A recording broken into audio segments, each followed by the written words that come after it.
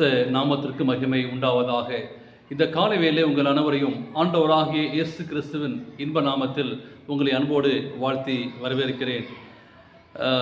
2 கொரிந்தியர் 2ஆம் அதிகாரம் 15 பவுல் சொல்கிறார், ரட்சிக்கப்படுவதற்குள்ளேயும் கெட்டு போவதற்குள்ளேயும் நாங்கள் தேவனுக்கு கிறிஸ்துவின் நற்கந்தமாய் இருக்கிறோம் என்று சொல்லி மிகுந்த நேர்த்தியாக பவுல் இந்த வசனத்தை எழுதுகிறார். அநேக முறை இந்த வசனத்தை நான் சிந்தித்திருக்கிறேன், படிச்சிருக்கிறேன். மிகவும் ஒரு அருமையான ஒரு வசனம், நற்கந்தமாய் இருக்கிறேன் என்று சொல்லி. என்னைக்காச்சும் நம்ம யோசித்து பார்த்தோமா, இந்த வசனம் அவ்வளோ ஒரு வாசனையாக இருக்கிறது. உங்களுடைய வாழ்க்கையிலையும் என்னுடைய வாழ்க்கையிலையும் கிறிஸ்துவை நாம் ஏற்றுக்கொண்டிருக்கிறோம். ஆனால் நம்முடைய வாழ்க்கையை நீங்கள் செல்கிற இடங்கள், போகிற இடங்கள், பயணிக்கிற இடங்கள், எந்த நீங்கள் போகினாலும் அப்பொழுது நற்கந்தமாக இருக்க வேண்டும். இதுதான் கொரிந்திய பட்டணத்திற்கே பவுல் சொல்கிறார். இதில் சொல்லப்பட்ட ஒரு சின்ன ஒரு காரியத்தை உங்களோடு நான் பகிர்ந்து கொள்கிறேன். ஆப்பிரிக்கா தேசத்தில் அங்கே அநேக பகுதிகள் இருக்கிறது. அங்கே ஒரு பழம் இருக்கிறது. அந்த பழத்துடைய பெயர் சுவைபெரி என்று ஒரு சிறிய பழம் இருக்கிறதாம். அதை சாப்பிட்டு விட்டு எதை சாப்பிட்டாலும் இனிப்பாகவும் சுவையாகவும் இருக்கும் என்று சொல்லி அந்த நாவு அப்படிப்பட்ட ஒரு உணர்வை மாற்றுகிறது. புளிப்பான அந்த சுவைபெரியை சாப்பிட்டு விட்டு பல நேரம் கழித்தும் அது இனிக்க செய்யும் தாக்கம் குறையவில்லையாம். அந்த சிறிய பழத்தை படைத்த தேவன் இருக்கிறார். அந்த பழத்திற்கு அப்படியேப்பட்ட ஒரு விசேஷமான ஒரு குணம் இருக்கிறது. கிறிஸ்துவின் ஆவியானவர் நாம் இந்த சுவைபெரி என்னும் கண்ணுக்கு புறப்படாத இந்த நபருடைய வாழ்க்கையிலே அங்கம் வகிக்க வேண்டும். தேவன் நம்முடைய வாழ்க்கையிலே நிகழும் எல்லாவற்றையும் பார்த்து கொண்டிருக்கிறார். அது நித்திய வாழ்வுக்கு நம்மளை ஊற்றுவிக்கதாக இருக்க வேண்டும். ஒவ்வொன்றும் நமக்கு சோதனை வரும்போதும் நிச்சயமாக வரும். அப்படிப்பட்ட சோதனை நாம் வரும்போது கிறிஸ்து குணத்தில் நம்மில் உருவாக்க வேண்டும். தேவன் நமக்கு நியமித்த கருவியனை நாம் உணர்ந்து கொள்ள வேண்டும். தேவனுக்கு பெரியமார்களே, அது மட்டும் கிறிஸ்துவின் ஆவியானவர் நமக்குள் இருக்கும்போதே கிறிஸ்து உறவுகளை இனிமையாக்குவார்.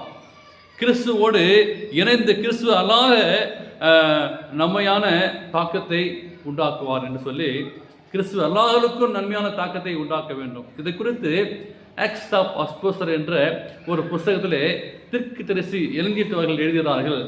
இதே இயேசு மீண்டும் வருவதற்குள் கிறிஸ்துவின் ஆவியானவர் தங்கள் வாழ்க்கையிலே ஊற்றப்படும் போது ஒவ்வொரு கிறிஸ்துவர்களும், செவன்த் டே அட்வென்டிஸ்ட் பிள்ளைகளும் கிறிஸ்துவரும் எதிர்பார்க்கிறார். ஆனால் கிருபையின் ஈவுகளை அனுதினம் புதியதாக பெறுவதுதான் நம்ம அனுதின வாழ்க்கையிலே அந்த வல்லமையை நாம் பெற்றுக்கொள்ள முடியும்.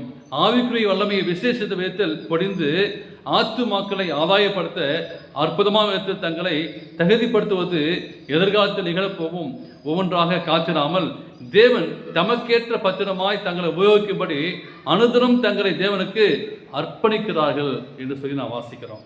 அது மாத்திரமல்ல, சேவை செய்ய தங்களுக்கு கிடைக்கும் போது அந்த வாய்ப்பை அனுதினமும் அதை நாம் பயன்படுத்துகிறார்கள். நாம் எங்கிருந்தாலும், வீட்டிலே ஒரு சாதாரண வேலை செய்து கொண்டிருந்தாலும் அல்லது பொதுவான இடத்துல நீங்கள் ஒரு பிரயோஜனமான வேலை செய்து கொண்டாலும் அனுதினம் தங்கள் எஜமானுக்கு நீங்கள் சாட்சி பகர வேண்டும். வசிக்கிற இடங்கள், போகிற இடங்கள், வேலை செய்கிற இடங்கள், எங்கிருந்தாலும் சாட்சி பகிர வேண்டும். இதுதான் கிறிஸ்துவின் நற்கந்தம். நீங்களாலும் எப்படியேப்பட்ட ஒரு சாட்சி பகிரோம். தேவனுக்கு பிரியமான பிள்ளை, அப்படியேப்பட்ட ஒரு வாழ்க்கை வாழ வேண்டும். அதுதான் கிறிஸ்துவின் நற்கந்தமாக இருக்க வேண்டும். கிறிஸ்துவே ஆவி இல்லாதவன் அவனுடைய அனவனில் இருக்கிறான். பவுல் சொல்கிறார், ரோமர் 2 வாசிக்கும் போது, நாம் உயர்ந்தே பதில இருக்கலாம், கிறிஸ்துவின் ஆவி நம்மிடம் இல்லாமல் மெய்கிறிஸ்துவாக கிடையாது. ஆனாலும் நம்பிக்கை இருக்கிறது.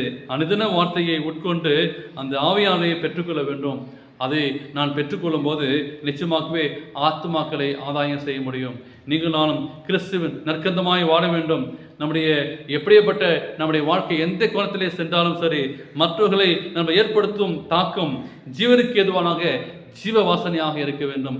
நற்கந்தமாக வாழ வேண்டும். அனுதின வாழ்க்கையிலே நீங்கள் படித்துக் கொண்டிருந்தாலும் சரி, கல்லூரியில் இருந்தாலும் சரி, வேலை செய்தாலும் சரி, குடும்ப தலைவனாக இருந்தாலும் சரி, குடும்ப தலைவியாக இருந்தாலும் சரி, போதராக இருந்தாலும் சரி, எப்படியப்பட்ட ஊழியங்கள் பெரிய பெரிய எந்த ஸ்டேஜில் நீங்கள் என்ன ஒரு காரியம் பண்ணாலும் சரி, ஒருவேளை நமக்கு கொடுக்கப்பட்ட பொறுப்பு ஊழியக்காரனாக இருக்கிறான். ஆனால் உங்களுடைய சொந்த வாழ்க்கையிலே நீங்கள் ஊழிய செய்தாலும் எதை செய்தாலும் கிறிஸ்துவின் நற்கந்தமாக இருக்கிறோமா?